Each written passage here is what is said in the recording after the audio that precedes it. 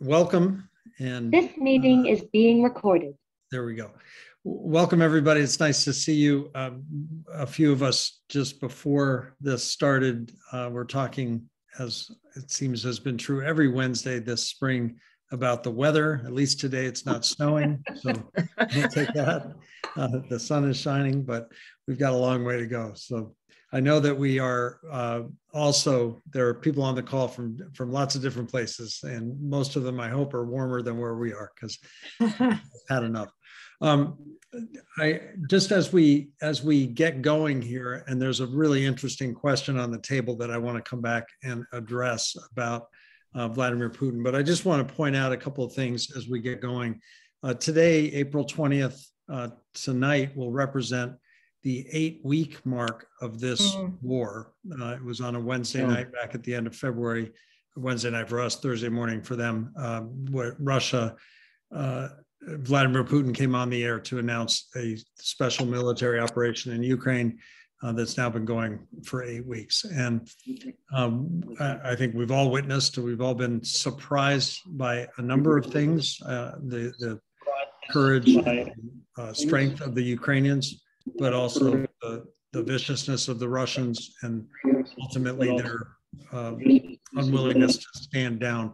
Could I ask everybody a favor? If you could just mute yourself, I'll certainly love to have you unmute if you have a question or something, but just take a moment and mute yourself. That'll help us.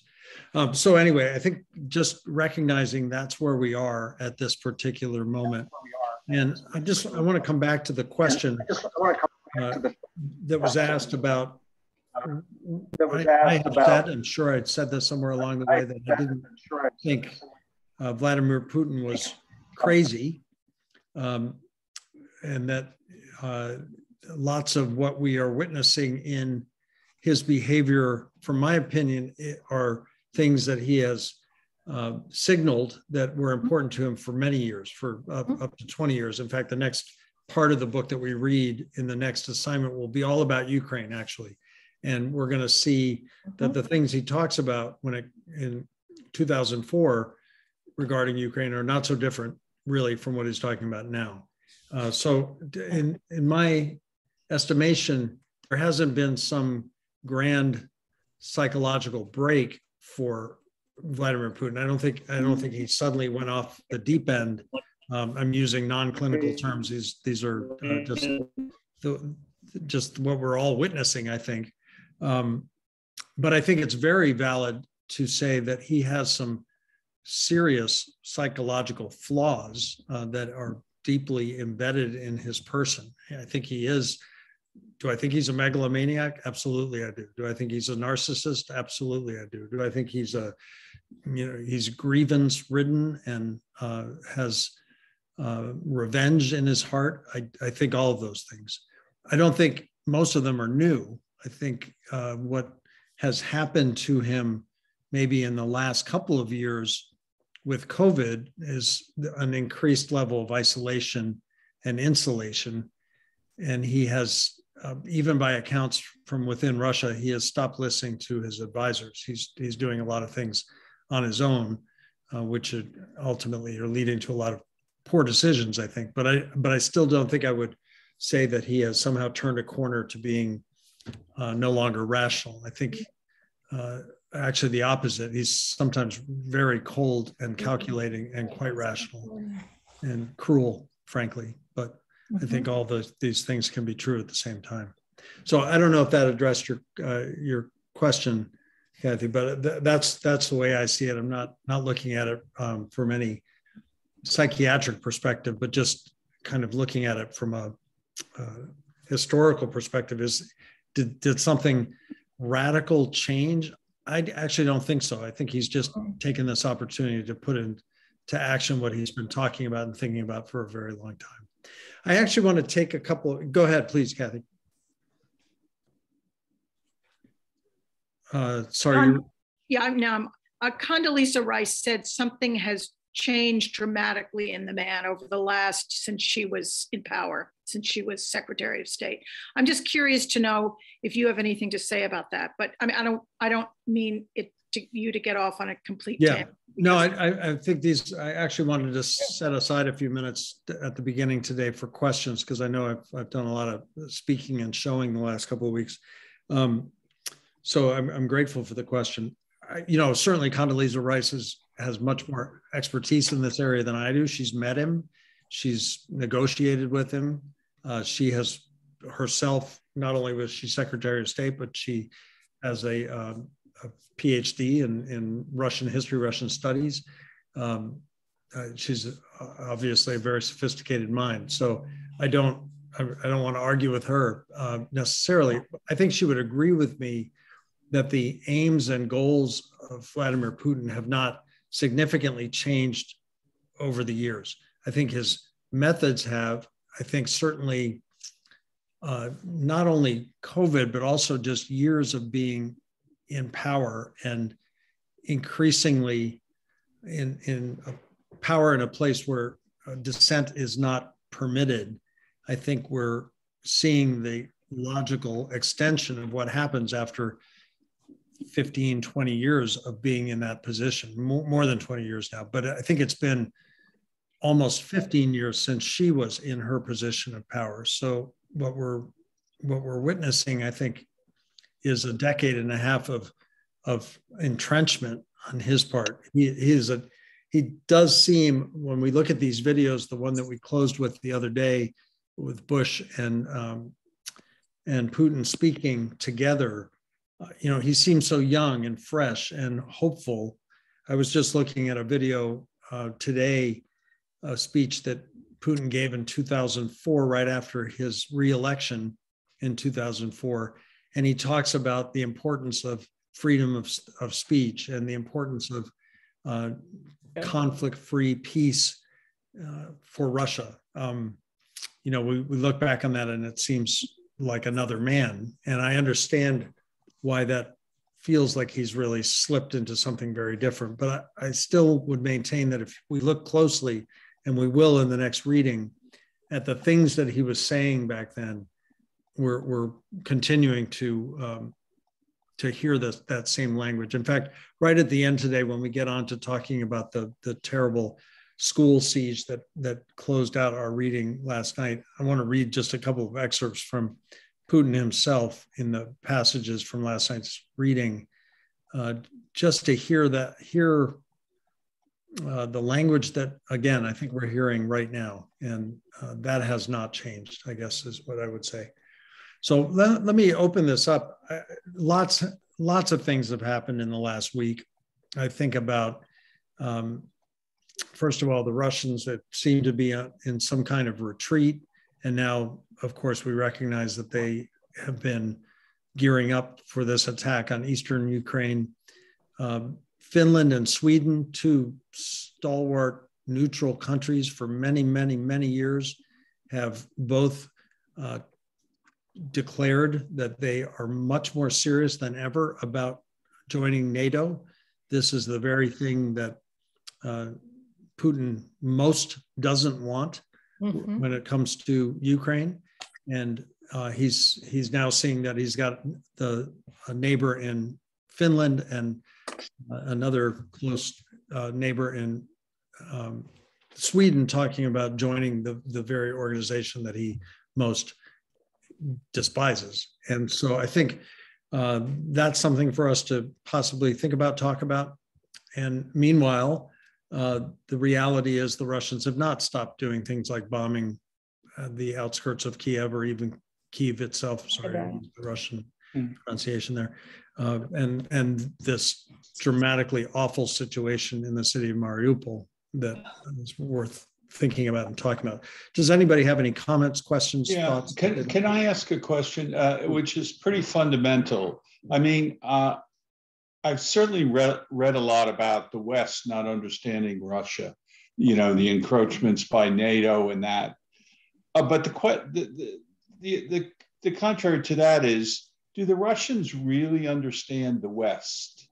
Do they understand how the West reacts and everything? Putin seems to have gotten that terribly wrong. I mean, you talk about his isolation, but Soviet leadership had always been very isolated. the only person that I remember that really got out and got around the West was Gorbachev. But for the most part, the leaders have always been very isolated. Apparently, and I was amazed to read this, in 1956, when Khrushchev visited the US, he was amazed. No Soviet leader had ever been to the US before that in 56. Mm-hmm. And when you're talking about Putin's isolation, I wonder if that caused him to make what really is a major miscalculation about how to go about things in the 21st century. Do you have some thoughts about that, the isolation? Sure. I mean, I think it's worth noting, and a point that I know I keep making, but I think it's worth noting that what we see in the West is different from, say, what the Chinese are seeing, what the Indians are seeing, or what they want to see as far as this relationship between Russia and the rest of the world. I think Putin discovered that the West, Western Europe, even Eastern Europe, and the United States and Canada had a much more visceral and strong reaction to this than he anticipated. I think he got that completely wrong. And where that mistake came from, I think, does have a lot to do with this sense of isolation.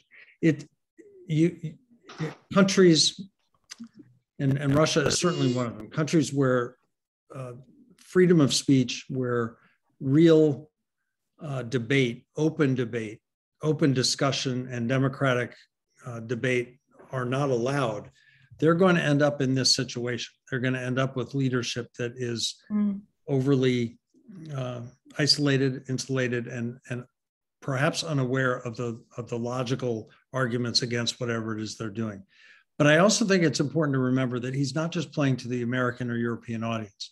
He has found some solidarity and some comradeship with other countries of the world who want to see the United States taken down a peg, or Europe taken down a peg.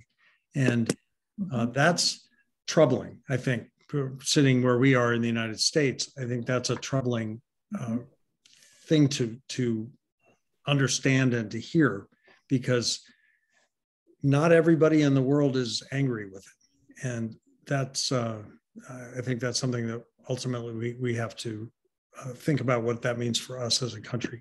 I couldn't agree more that Putin has, I'm not sure what led to the gross miscalculation of this war. I think we're seeing the ultimate result of years of neglect in his military, years of neglect in his intelligence services. He's focused a lot of attention on weapons systems, but not on the real nitty-gritty of how to run an army. And I think we're witnessing that his army is actually quite inept, and that's also, unfortunately, they're well equipped enough to bomb the heck out of these cities. So that will be the way. This is not a surgical strike that's going to happen in the Donbass region or in southern Ukraine. This is going to be an ugly attack with all kinds of munitions and the obvious results. A Grozny type, yes. Let me put up a map. I want to show a map of Ukraine for a moment to give a sense. I found this helpful. I'm sorry that the print is a little bit small, but and now I've gone too far. Here, this author is calling an ethno-linguistic map of Ukraine, and I think it helps us to understand who we're talking about. When, first of all, I've said this before and I want to say it again. Ukrainians and Russians are not the same people, in my opinion. This is not somehow a pan-Slav or pan-Russian world where these two countries share. Ukrainian is its own language. The Ukrainian Orthodox Church is a separate church from the Russian Orthodox Church, for example, and we have long recognized, and certainly the last 30 years very publicly and vehemently and globally recognize that Ukraine is an independent country with its own aspirations, its own politics, and all the rest of it.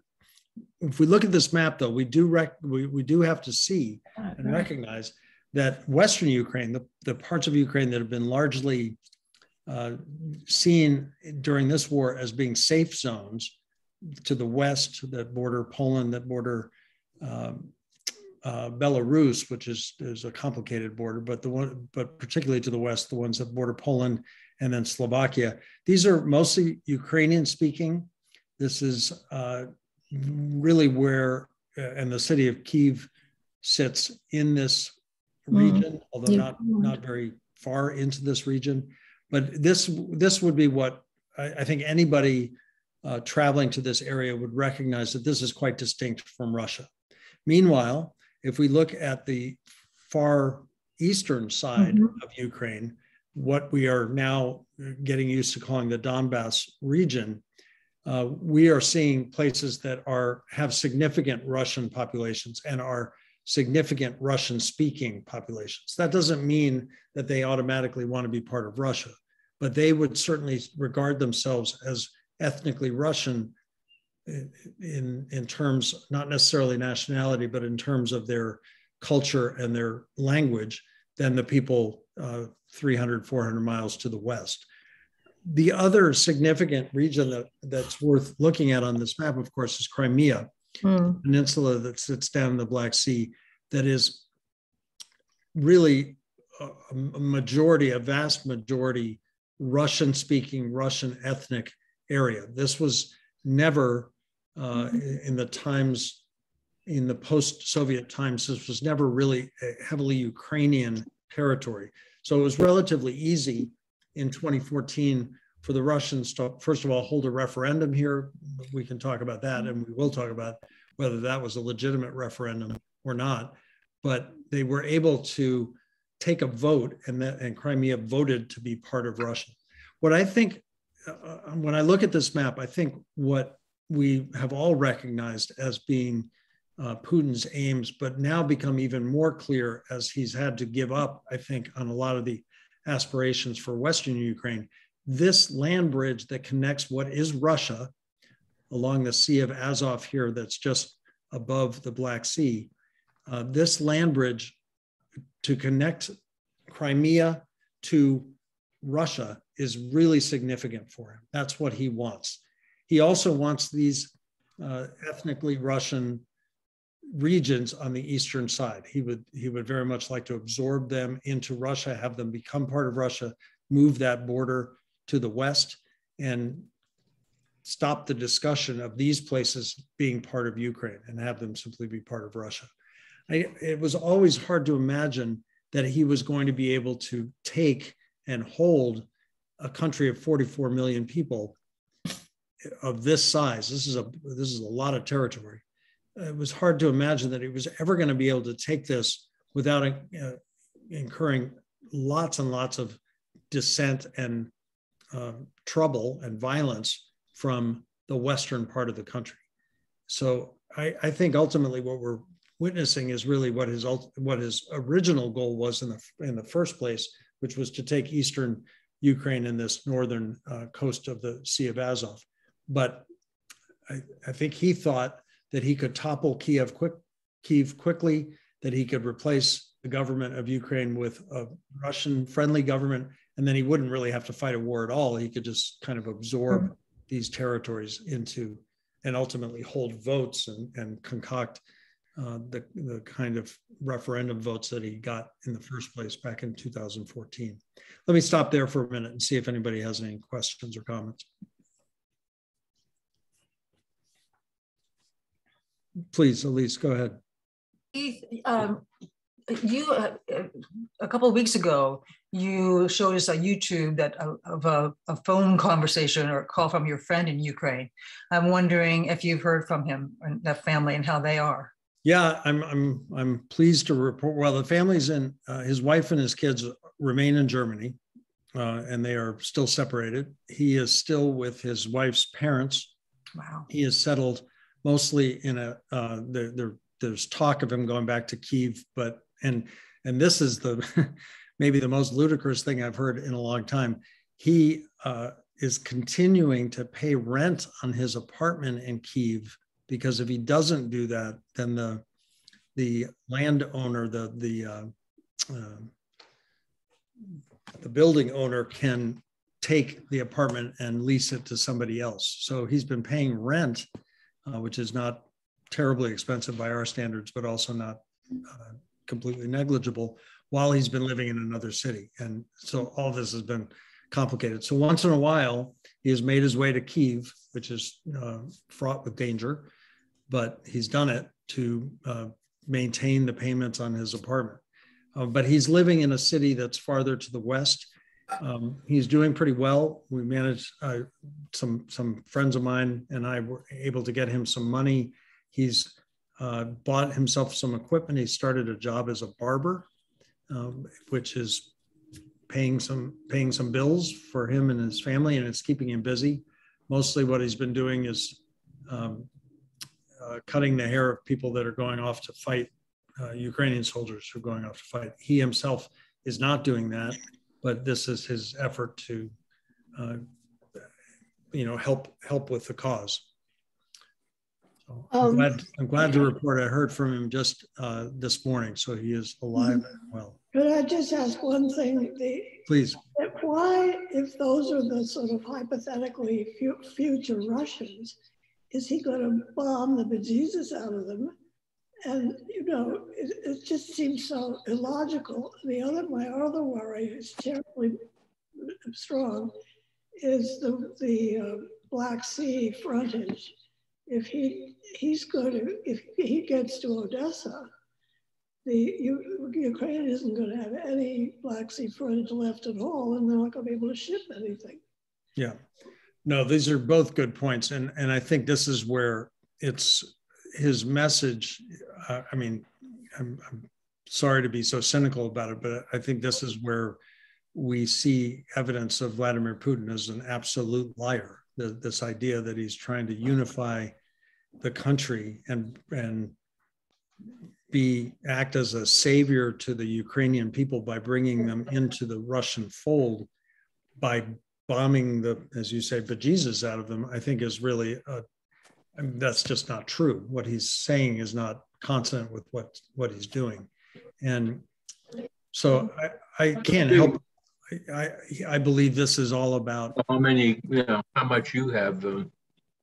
This is all about land and control and things like those ports. Those ports are very important to him in terms of controlling the Black Sea. The Black Sea has been a goal for Russia, really from back in the time of the Tsars, back to Peter the Great and Catherine the Great. Hundreds of years worth of wars to control the Black Sea. And the idea that Ukraine will now control them does now control them is very troubling to them. That's one of the reasons, that's a principal reason why they did what they did in 2014 to get a hold of Crimea. That's the most significant military port or military installation, naval installation on the Black Sea for the Russians, and they wanted to make sure that they kept it. They're also going to use whatever territory they can for their own shipping needs. Russia struggles, always has, with warm water ports. The world's largest country, but there are relatively few places that it can sail from and receive boats. So this is a very big deal to them. And that, I think, is exactly why he wants to control that land bridge between Crimea and Russia, so that he can create superhighways and move things from one place to another. It's to come back to Maggie's question, that this idea that you're going to destroy a major port like Mariupol in order to then own it, that's a tough. It's tough to see how they're going to be able to regenerate that and have it be a place where shipping will actually take place again. I mean, imagine if we took the city of Baltimore and reduced it to utter, to embers, and then hoped somehow to bring it back without having, they're not going to have the infrastructure around it to be able to rebuild it very easily. So this is a monumental task in front of them. I think at this point, I don't know what, when we start to talk about, is it worth it for Vladimir Putin? I don't know. I think keeping face or not looking like a failure in the world, on the world stage, is so important to him that it's hard to know what's worth it and what isn't. And I think he'll continue to behave in a way that allows him to just show strength. And that's really crucial for him inside Russia, but also on the world stage. Keith, I was very disturbed reading about what Putin had done in Chechnya, and no one internationally really got involved in that. They continued to deal with Russia after that, normally, more or less. I am so afraid that what he's doing to Mariupol is that same kind of Putin mentality, that he really, he'll just grind it out to the end.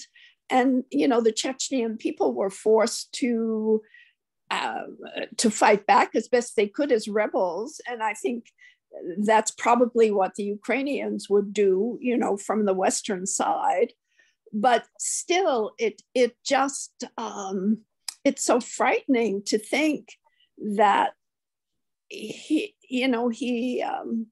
doesn't seem to have a stopping point. Yeah, so I want to address two things. One I'm going to get to. Well, let me start by the question about just why the world didn't respond to the Chechen affairs more than it did. Chechnya, I think, it's important to recognize that Chechnya was part of Russia. Yes, I understand that. Yeah, and at the time, the world looked at that, and certainly Russia made it the sort of bold claim that we're seeing today too, warned the world to stay out of its business. I think we've seen this in places like China. I think we've seen it here, even within the United States, this warning that internal affairs will be handled by us. Everybody else stay out. These are matters happening within our borders, and he viewed it as a secessionist problem, and therefore something that the federal government of the Russian Federation was certainly within its rights to tackle.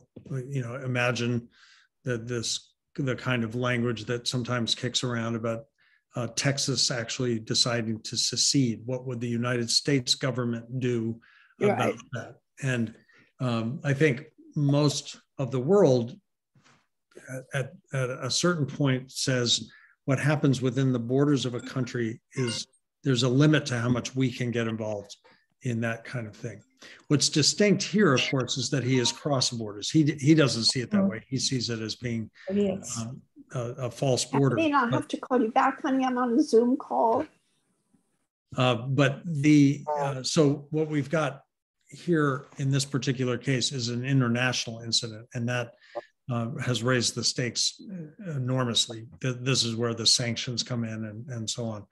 I do think it's, as we think about, this is something that's been on my mind a lot, and it has to do with this particular reading we did for today's class.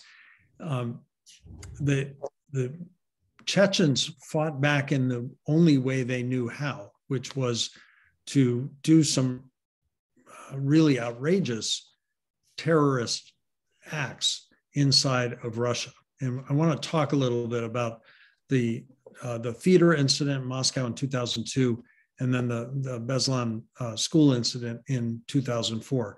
These are horrific moments. And I think, just to put it in some context, it's worth recognizing, we in this country have seen some horrific things. Today is April 20th. Today is the anniversary of the Columbine shootings back in, I think it was 1999. Yesterday, April 19th, was the anniversary of the Oklahoma City bombing. we have these terrible moments within our own country that are extraordinarily violent and extraordinarily filled with death and gore. They are arguably, certainly the Oklahoma City case, one could argue that that was a terrorist attack, self-inflicted or created from within the country, but certainly designed to terrorize. And ultimately, of course, we all know also that the horrors of 9/11, all of which happened, all the things I just described happened within 6 years of each other. And that was a really messy and terrible time for this kind of national calamity in the United States. Almost, well, within a year, just a little over a year after, I should say, after 9/11, Russia has this dramatic and terrible scene in a theater in downtown Moscow. Moscow's starting to feel like a place that will have Broadway shows, that will have successful restaurants, that will have some really positive, economically advanced programs that are really starting to kick in. We looked at, I'm going to show you another graph in a minute, of GDP growth in Russia in the early 2000s. The middle class was growing, Russia was getting richer, people were going to the theater. And suddenly there is this massive attack, a terrible attack on a theater by rebels, by terrorists.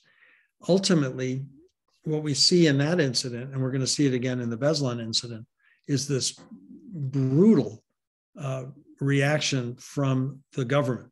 They went in with basically fentanyl-based gas to attack everybody in the theater, basically to knock everybody out, and then went around and, in a very calculated manner, killed the people who they presumed to, everybody was knocked out by this gas. Mm-hmm. They proceeded to kill the people that appeared to be terrorists to them. Imagine making that kind of decision in a crisis moment. Along the way, they also killed, I can't remember the exact number, scores of people who had done nothing more than go to a theater at night to watch a brand new fun musical. And this was a terrible moment. I can remember vividly reading about it at the time that it happened and just thinking, what a system and what a leader who was making this kind of call to go in and just wipe out people to ensure that there wouldn't be this kind of terrorist reaction. Let me just show you the graph I'm talking about real quick. And apologize, just take me a second to get it up here. I think it's really interesting to think about Russia in this moment.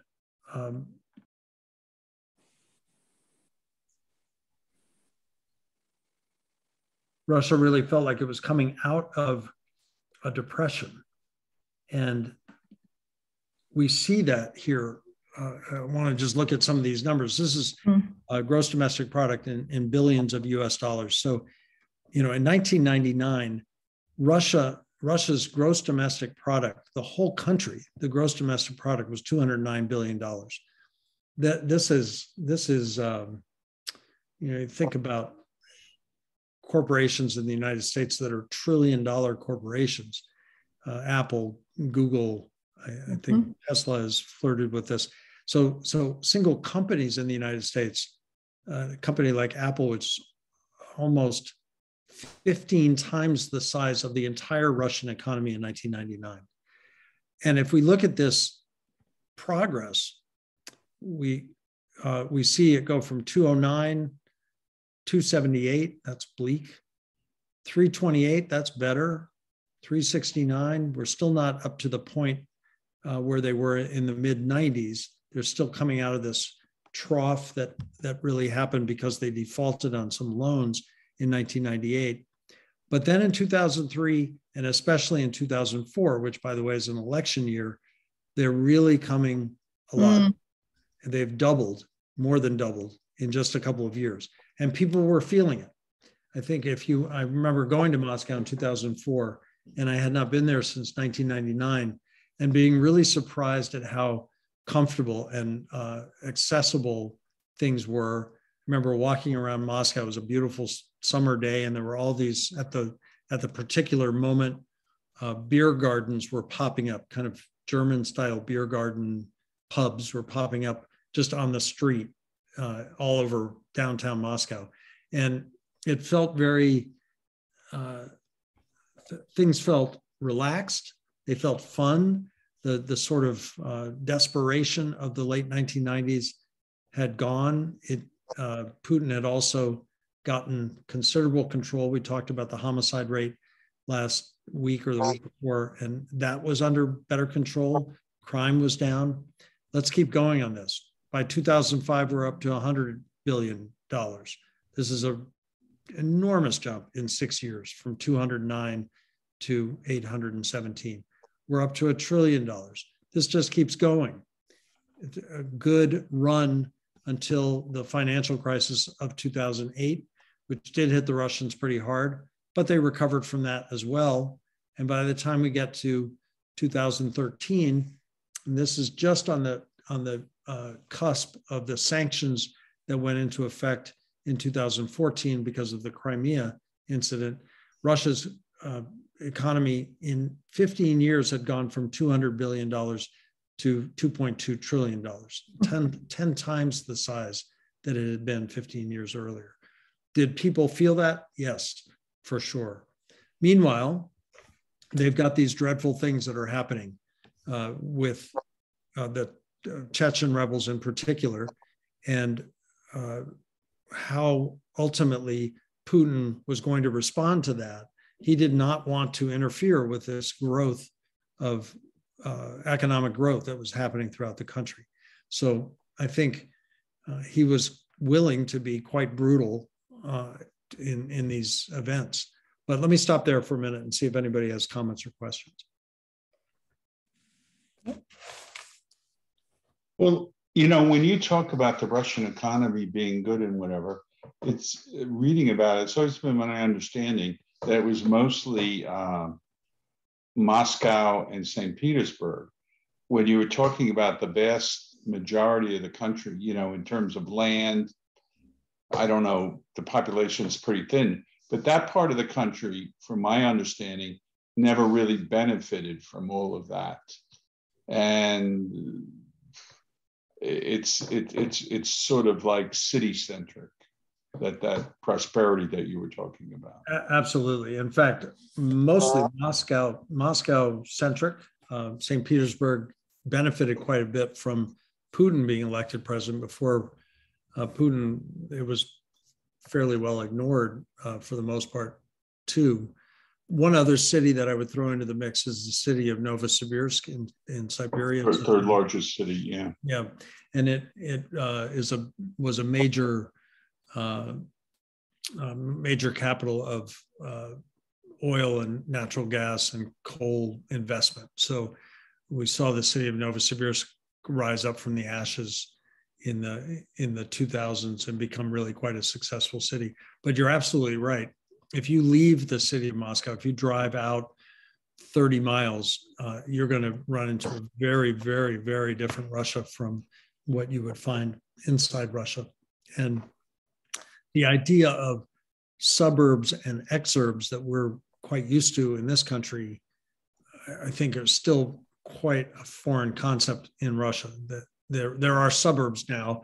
I would say in 1991, say there really weren't. There are suburbs now, but it doesn't feel anywhere near the same as what it does here. And certainly, you know, I think about Lakeville, Connecticut, for example. We're 2 hours from New York City, and certainly in terms of quality of life and when we look around, it looks very, very different from New York City. But we have so many of the amenities we're used to: good roads, we're used to good communication, good, maybe not good cell service. but lots of the other things that people take for granted everywhere in the country. We have running water, we have electricity. We don't even think about things like that, cable TV and telephone. There are still parts of Russia that I spent a summer. It's now been probably 12 to 14 years since I was there, but I spent one 3-week period in the summer in a Siberian village, and there was nothing in that village. I mean, there was electricity, there was running water, but there was very little else. There was one store in the town, and they just simply called store, magazine, and that was it. If they sold it, you could buy it. If they didn't sell it, too bad. And that, I think, conceptually for us is really difficult to wrap our heads around. This is a modern country in places, and in other places, not so much. I want to show you one other graph that when I was looking at things over the last week, I found this interesting. This is a life expectancy graph. And here, near the bottom, and this moves from left to right in terms of longevity, and it's a selected group of countries, so it's not all countries of the world. But Russia is second to last only to South Africa in terms of life expectancy, especially here we see for men. This is 2019. Life expectancy is 68 years. It's better for women, 78, which starts to get up towards at least Eastern European levels. But that 68 number is really quite low. And that has risen quite a bit over the course of the last 20 years. It was at its absolute low point. I believe it had touched down at 59 years in the 1990s. Lots of this has to do with poor healthcare, especially in the towns and villages outside of Moscow and St. Petersburg.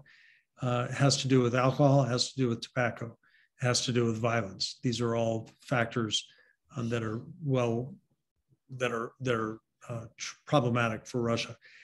Just to give you some context, here's the United States, 75.5. We recognize that our country is a complex soup of lots and lots of different places, I suppose, depending on where you did this life expectancy, you might see it poke closer to 80, and in other places would probably struggle to get to 70.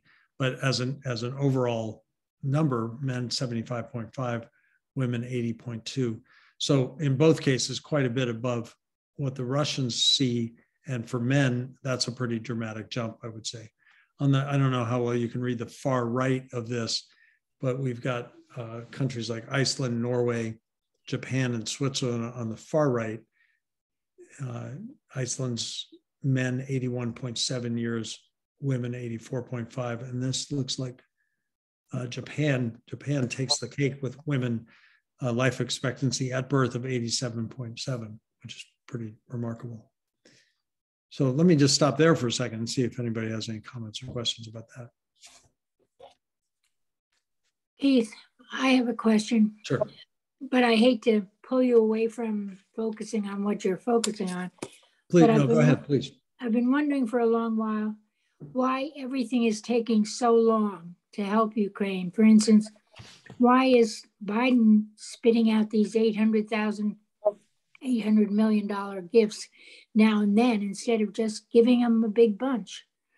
That, and the other question would be, if Finland and Sweden are anxious now to join the NATO complex, NATO has always wanted this, if they have, why aren't they moving on it? You know, why does everything have to take so long? I mean, these are great questions, and I think they are wrapped up in the internal politics of the various countries. I think it's interesting to think about.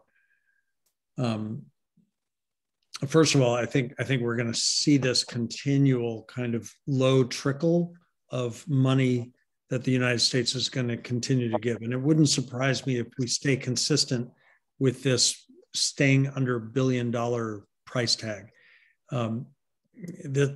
there are, this is a midterm election year. Somebody will take advantage of both sides of this to argue that Biden has done too much and Biden hasn't done enough. And I think he's trying to wend his way through not over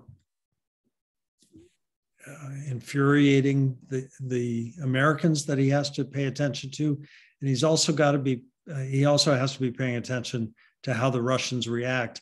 It's a weird dance, right? Yeah. We can't fight the Russians. Everybody seems in agreement on that, because the ultimate catastrophe that could bring is too much to bear. On the other hand, we're going to continue to supply their enemy with weapons that will kill their soldiers.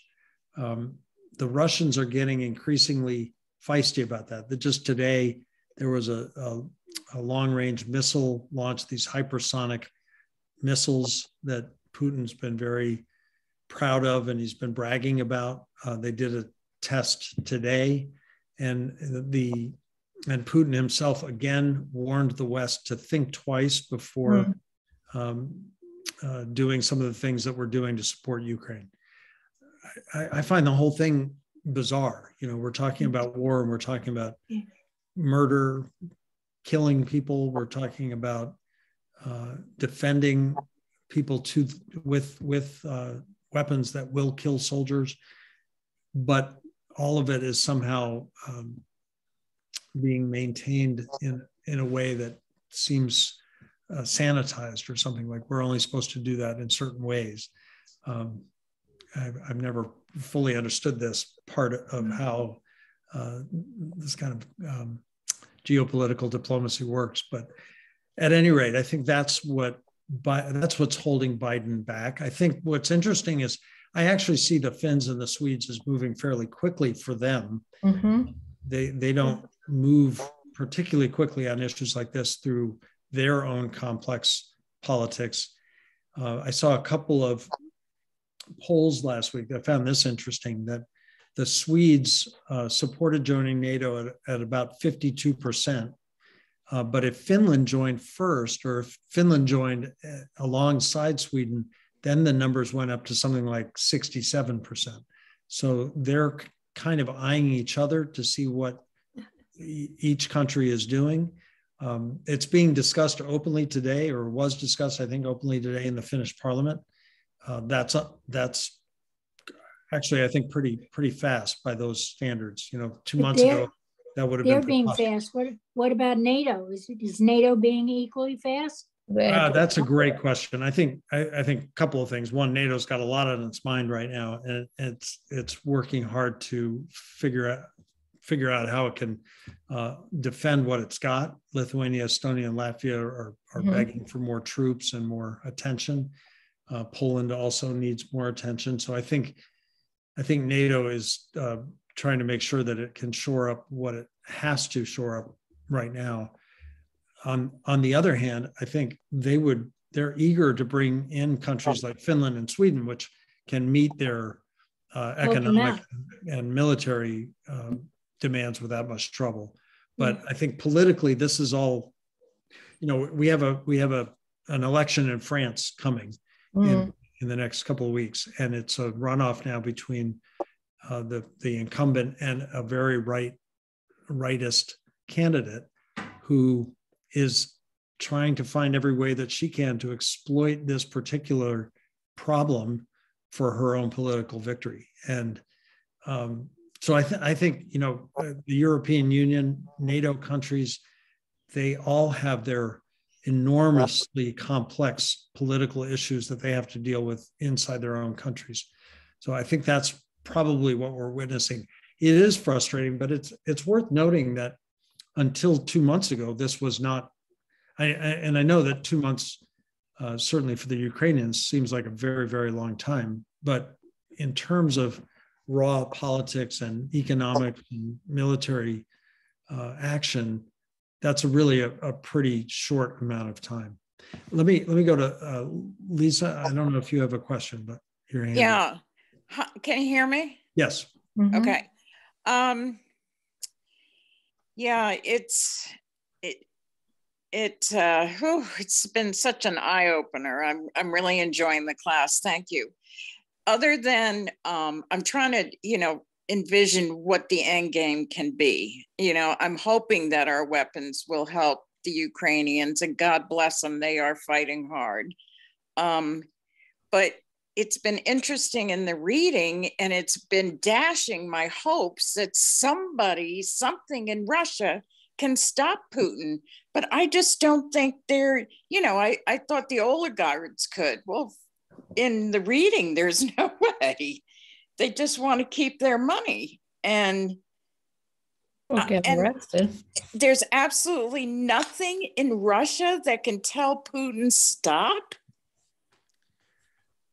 I think that's right. I think I had some hopes for that early on, that we might see some kind of scene like what we saw in 1991 with the attempted coup in Russia and people going to the streets to protest at a level that everybody, the government included, had to take seriously. I don't see that happening right now. First of all, I think Putin has much stronger stranglehold on the media than we've seen in the last 30 years in Russia. So the information that's getting to the people is not good. And on top of that, his forces have been brutal on the streets. If you go out and protest, you'll be beaten, you'll be jailed. They're facing 15-year prison sentences for simple vocabulary choices. And this is really a regime that is not going to allow dissent. He has moved past any pretense about free speech. That's over. And I think what we're witnessing is somebody who's really, really good at staying strong and being in power. And that's tough, I think, for the world, especially Americans to witness.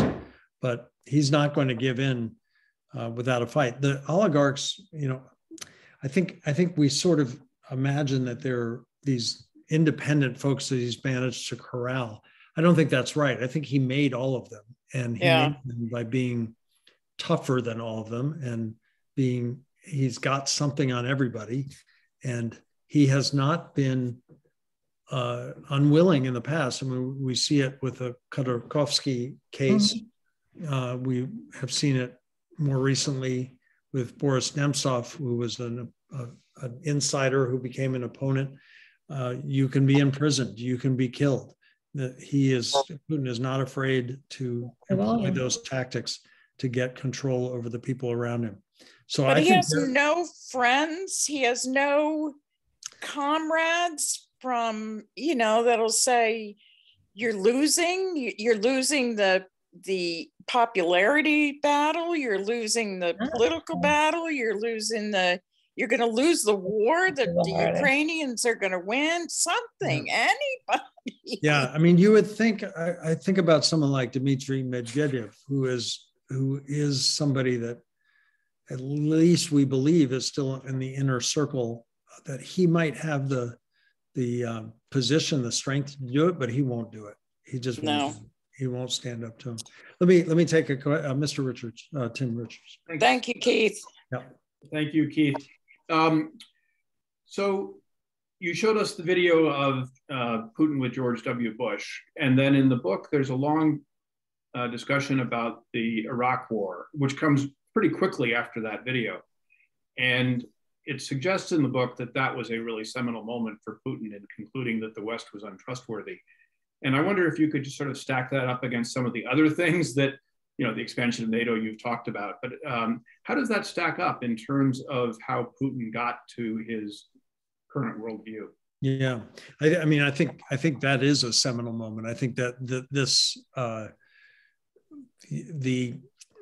the war in Afghanistan, Russia had fought a war. The Soviet Union had fought a war in Afghanistan from 1979 to 1989. They understood the potential for quagmire that existed there.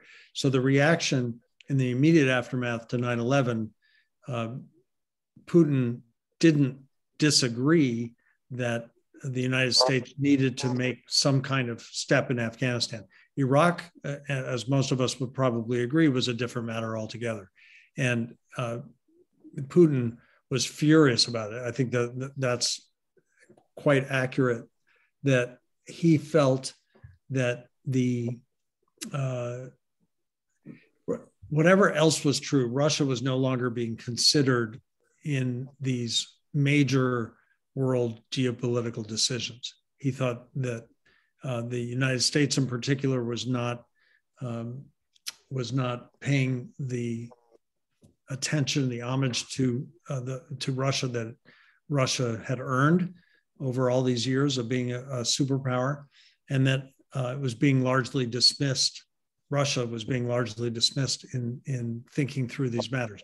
I think the United States, I think lots of countries in the world felt that way in 2003 after the invasion of Iraq. I think that was a moment of, when we look back on it, it was a breaking moment for a lot of countries in terms of acknowledging the leadership of the United States in this particular area. Was the United States deciding that it was going to take over countries and make them friendly to the United States? Russia, and certainly if we look at a map, and maybe I'll try to do this next week, where I find a good map that shows us Russia's proximity to some of the countries that we're talking about in the Middle East, Afghanistan, for example, Iraq, for example, even when we talk about Syria and other parts of the Middle East, I think it's really important to recognize that's much more in Russia's neighborhood than it is in ours. Mm-hmm. So yes, I think that was a breaking point. I think it infuriated him. There was also not much he could do about it. He was kind of left out of a lot of the conversations. And there was a moment, I'm not going to get the quotation quite right, but there was a moment sometime in the early years of, or maybe the middle years of Barack Obama's presidency, where he talked about where Obama called Russia a regional power. And that apparently just inflamed Putin. He really wanted nothing more to do with Obama or his Secretary of State, Hillary Clinton. I think when we talk about, we think about what happened in the 2016 election, Putin certainly did not want Hillary Clinton to win. She was a big part of the sanctioning of Russia after 2014. I want to get on, before we're out of time here, I want to read something that was in the reading from last night.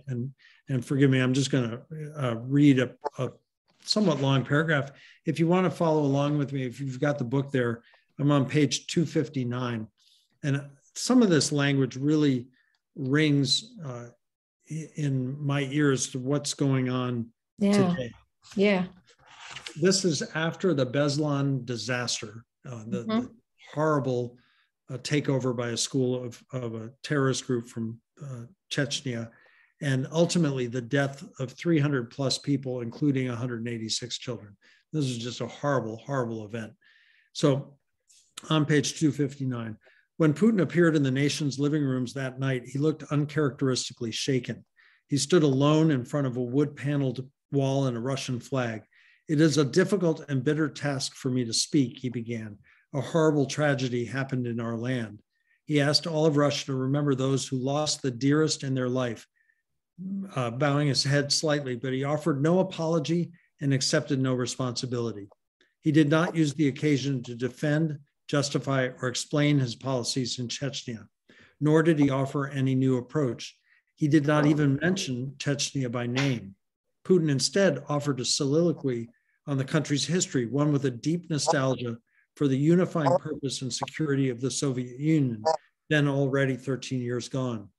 He had only suggested as much before, careful to honor the history of the Soviet past without embracing its failures and crimes. But now he seemed to blame the siege of Beslan on Russia's inability to preserve the strength that made the Soviet Union he remembered as a boy so strong and respected. There have been many tragic pages and difficult trials in the history of Russia, he went on, lecturing patiently as a professor might.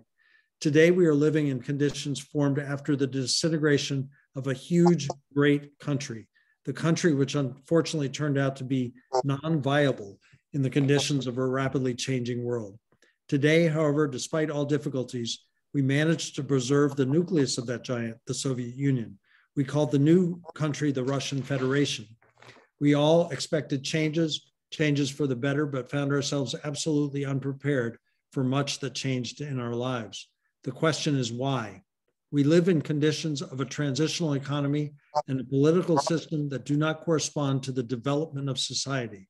We live in conditions of aggravated internal conflicts and ethnic conflicts that before were harshly suppressed by the governing ideology. We stopped paying due attention to issues of defense and security. We allowed corruption to affect the judiciary and law enforcement systems. In addition to that, our country, which once had one of the mightiest systems of protecting its borders, suddenly found itself unprotected either from west or east. This is a grievance list. This is also at the same time an aspirational list of what he would like to accomplish. And I think we're going to see more of that in the coming readings when he starts to talk about Ukraine in particular. And I think you will find that the next reading that we do is going to ring an awful lot of bells in your head about what's happening right now. So with that, I'm going to close. I'm certainly happy to talk about all this next week, but I do ask you to pay lots of attention as you go into this next reading, because I think that this is really where the heart of this book lies in terms of what's happening right now. In modern times, right? Thank you all very much. And thank you. I look forward to seeing you next week. Bye, Keith. Bye-bye. Thank you, Keith.